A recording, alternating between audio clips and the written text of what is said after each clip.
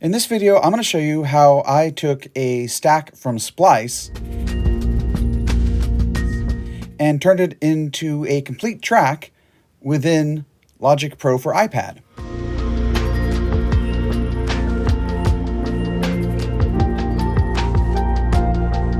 So all I have to do is go to Splice and hit create and choose a genre. I believe I chose, so you could choose something like lofi, so I'll just choose lofi here. And it immediately just creates a little stack for you.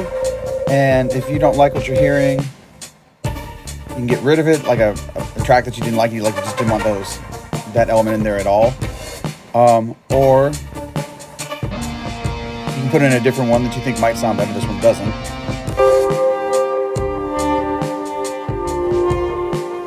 And then you can add more tracks as you want to. Say like, I want to add another pad. So that's the basic idea of how you build stacks within Splice's app. So I created a stack. If I go over here, go to my library, and I go over to stacks, and here's the one that I created.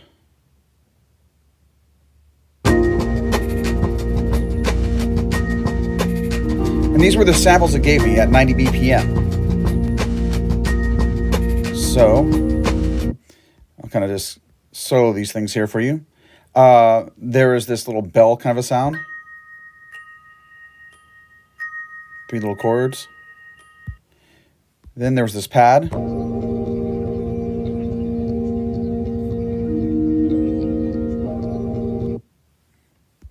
Then there were the keys.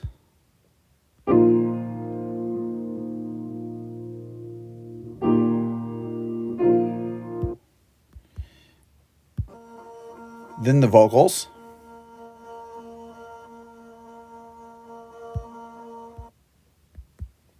Then this bass. And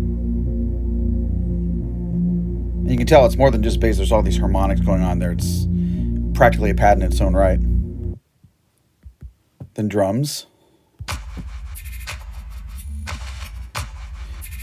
This is more of like a noise looped kind of a thing. And then more of a regular kind of a drum loop. Like this. And then of course all together, they sound like this.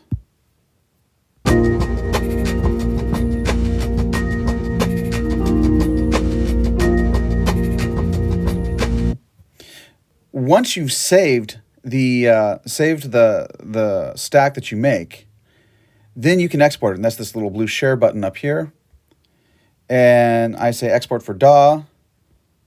And then I simply chose original samples because I wanted to resample them again within the DAW. So I thought, well, what I'll do is I'll just take the originals so they're not stemmed out at the current tempo rates or at the current pitch, because it was doing some sample manipulation to make all these things fit together. So I did that, put them in a folder, and then brought them into Logic Pro for iPad. So I brought them into Logic Pro for iPad, and I just kind of stacked them up. Maybe I'll just kind of show you the initial stack right here. That's kind of it. Obviously, I manipulated it, so I had to repitch them again in live. And this time I dropped the tempo from 90 BPM to 78 BPM. And that's what they sound like at the new tempo.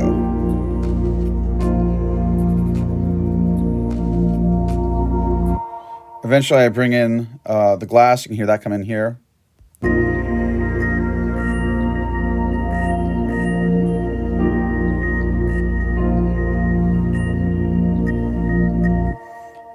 And then I also brought in these ones down here, the drum parts.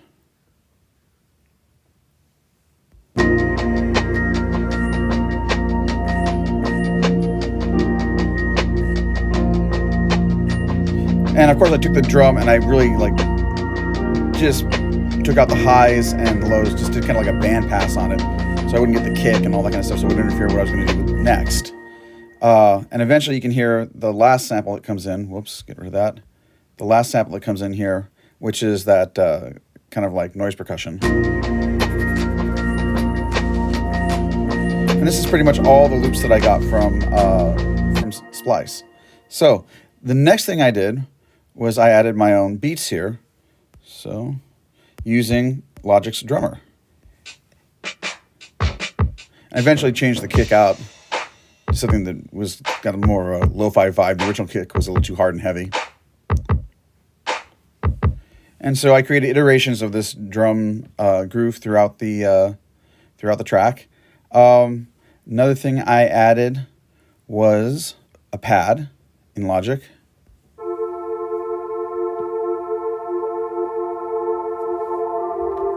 And I decided that bass tone too needed some reinforcing. So I came down here and added this bass.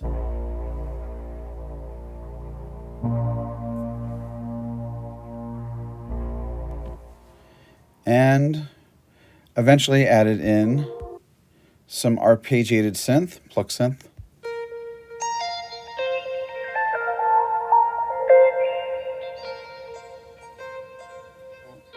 I reduced how many steps each note lane would repeat. So each of these note lanes is one note. And so the first one gets 15 and another one. So I get these permutations that happen as it plays. Show that to you again. See, they repeat at different times. I didn't get that. Could you try again? Okay.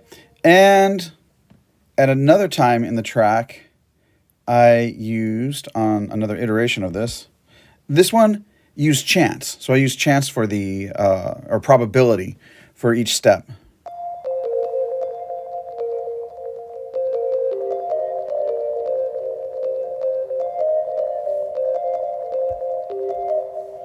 And the final one, so finally for this one, I used a randomize function, I believe. And you can see the randomization happening here on the step sequence right here.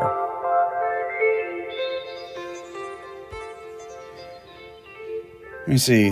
I used some risers down here on the final track, so kind of clear that. And just various risers I got from a pack in Logic. This comes with Logic Pro when you subscribe. That one is one of them. Have the Epic Exhale here. In fact, we'll even this spacey noise riser.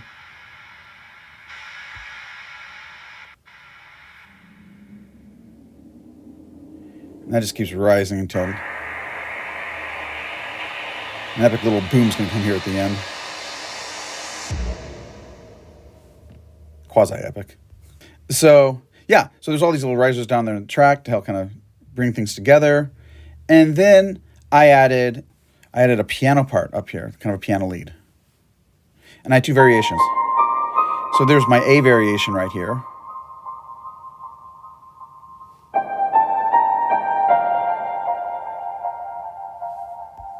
And then there's a B variation. Reinforced in octaves.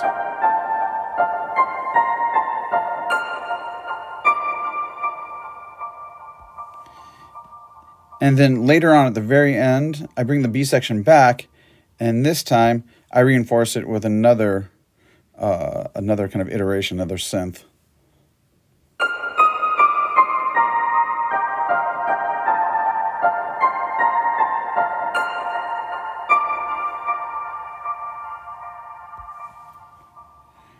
And of course, in the mix, I was using various things like, I was running everything through, several tracks through Chromaverb. There we go.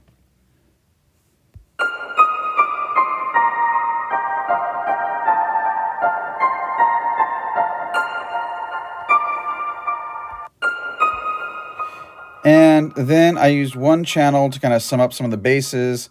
So here we go. So I use this like an auxiliary to just sum up some tracks to be sidechained to the kick.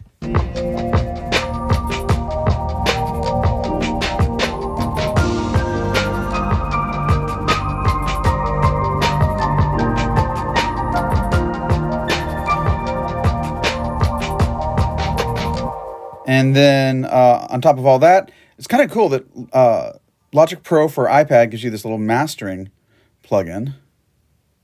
And so here it is. This is this little mastering plugin that does some EQing, some dynamics, some spatialization. I didn't really do anything other than analyze the spatialization and then some loudness compensation. So it's pretty cool. And so I put it all together, and this is what the track ended up sounding like.